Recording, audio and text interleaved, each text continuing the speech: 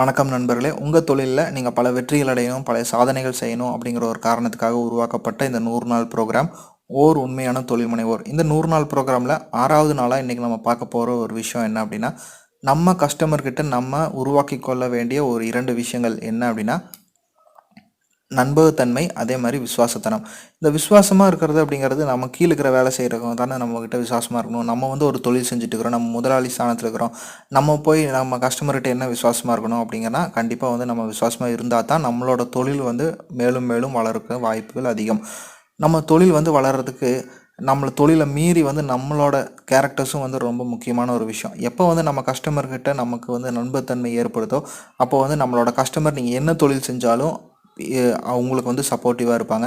நீங்கள் பிறகு வேறு ஒரு தொழிலுக்கு மாறுறீங்க, இல்லை வேறு ஒரு ப்ராடக்ட்டை வந்து நீங்கள் ஆட் பண்ணிங்கனாலும் உங்களோட கஸ்டமர் வந்து உங்களை தான் வந்து ப்ரிஃபர் பண்ணுவாங்க. ஸோ எப்போ வந்து கஸ்டமர்கிட்ட நண்பகத்தன்மையும் விசுவாசமாக இருக்கிறோமோ, அப்போ வந்து கஸ்டமரோட சாய்ஸ் வந்து நம்மளாக தான் இருப்போம். ஸோ இது வந்து ரொம்ப ரொம்ப முக்கியம். எப்போ வந்து நம்மளோட கஸ்டமரோட சாய்ஸ் நம்மளாக மாறுறோமோ, அப்போ நம்ம தொழில் வந்து வளர்ந்துகிட்டே இருக்கும் அப்படிங்கிறத நம்ம மறக்கவே கூடாது. இப்போ பார்த்தீங்க அப்படின்னா, உங்களோட தொழிலில் உங்களோட ஒரு கஸ்டமரை நீங்கள் ரீச் பண்ணுறீங்க. அந்த கஸ்டமர் வந்து ஒரு ப்ராடக்ட்டை நீங்கள் விற்கிறீங்க. அந்த கஸ்டமர் உங்களுக்கு வந்து ஒரு லாபம் கம்மியாக கொடுக்குறாரு, இல்லை அந்த சேல்ஸ் வந்து ஒரு நஷ்டமாக போகுது அப்படிங்கிற ஒரு காரணத்துக்காக நம்ம அந்த கஸ்டமருக்கு அதுக்கு அடுத்தது கொடுக்க வேண்டிய ஒரு ஆஃப்டர் சர்வீஸ் எல்லாமே வந்து நம்ம அவாய்ட் பண்ணுறோன்னு வச்சுக்கோங்களேன். அப்போ வந்து அந்த கஸ்டமர்கிட்ட வந்து நம்மளுக்கு ஒரு நன்மைத்தன்மை வந்து ரொம்ப குறைஞ்சிருது. அடுத்து நம்ம அந்த கஸ்டமருக்கு ஒரு தேவை இருக்குது, இல்லை அந்த கஸ்டமரோட ஃப்ரெண்ட்ஸுக்கு ஒரு தேவை இருக்குது அப்படின்னா கண்டிப்பாக நம்மளை அவர் ரெஃபர் பண்ணவே மாட்டார். இப்போ ஃபார் எக்ஸாம்பிள், இப்போ நீங்கள் வந்து ஒரு கேமரா வந்து ஒரு பக்கம் போய் இன்ஸ்டால் பண்ணுறீங்க அப்படின்னு ஒரு தொழில் செஞ்சுட்டு இருக்கிறீங்க. இப்போ அந்த தொழிலை வந்து நீங்கள் எல்லாம் கேமரா இன்ஸ்டலேஷன் எல்லாம் முடிச்சிட்டிங்க. ஒரு பேமெண்ட் டேர்மில் நடந்துட்டு இருக்கிற ஒரு விஷயம்.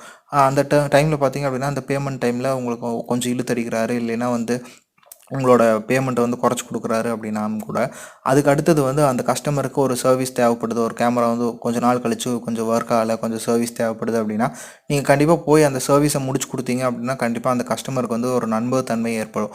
அது என்ன தான் உங்களுக்கு அந்த கஸ்டமர் உங்களுக்கான ப்ராடக்ட்டுக்கான காஸ்ட்டை வந்து கம்மி பண்ணி கொடுத்துருந்தாலும், அவர் ரெஃபர் பண்ணுறவருக்கு கண்டிப்பாக வந்து உங்களுக்கான காஸ்ட்டை வந்து கம்மி பண்ணி கொடுக்கறதுக்கான வாய்ப்புகள் ரொம்ப ரொம்ப கம்மி. ஏன்னா அவங்க ஒருத்தவங்க வந்து ரெஃபர் பண்ணி ஒருத்தங்க பண்ணும்போது அவங்க வந்து காஸ்ட்டை வந்து யோசிக்கவே மாட்டாங்க. ஒரு ரெஃபரல் மூலிமா வர எந்த கஸ்டமர் நீங்கள் அனலைஸ் பண்ணி பாருங்கள். அவங்களுக்கு வந்து உங்ககிட்ட வந்து காஸ்ட்டை பற்றி அதிகமாக பேசவே மாட்டாங்க. உங்களோட குவாலிட்டி தான் வந்து அவங்க ரெஃபர் பண்ணி வந்திருப்பாங்க. ஸோ இதை வந்து ரொம்ப மனசில் வச்சுக்கோங்க. எப்போவுமே வந்து கஸ்டமருக்கு வந்து நம்ம நண்பகத்தன்மை அப்படிங்கிறது ரொம்ப ரொம்ப முக்கியமாக இருக்கணும். ஸோ வந்து எப்போவுமே வந்து இப்போ ஒரு ப்ராடக்ட்டில் ஒரு சேல்ஸில் இப்போ லாபம் குறைந்தாலும் கூட அடுத்த சேல்ஸில் அந்த லாபத்தை வந்து நம்ம ஏற்படுத்திக்கலாம். ஒரு லாபம் குறையுது அப்படிங்கிறக்காக வந்து ஒரு நண்பகத்தன்மையை வந்து இழந்துடாதீங்க. இப்போ இருக்கிற சூழ்நிலையில், இப்போ இருக்கிற காம்படிஷனில் நீங்கள் இல்லைன்னா இன்னொருத்தர் அவைலபிள் இருக்கிறாங்க. ஸோ வந்து எப்போவுமே வந்து இருக்கிற கஸ்டமர் கிடைக்கிறதே பெருசு. ஸோ இருக்கிற கஸ்டமரை என்ன தான் அவங்க வந்து சங்கடப்படுத்தினாலும் நம்ம வந்து அவங்களுக்கு லாயலாக இருந்தோம், ஒரு நல்ல சர்வீஸ் கொடுத்துட்டு இருந்தோம் அப்படின்னா நம்மளோட பிஸ்னஸ் வந்து டெவலப் ஆகிட்டே இருக்கும். பிஸ்னஸ் அப்படிங்கிறது இப்படி தான் இருக்கும்.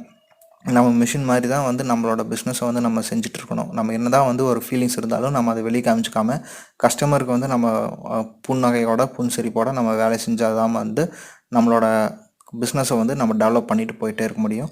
ஸோ வந்து பிஸ்னஸை டெவலப் பண்ணணும் அப்படின்னு நினைக்கிறவங்க இந்த விஷயத்த மனசில் வச்சுக்கோங்க. இது வந்து ஒரு சில விஷயங்கள் நம்ம வந்து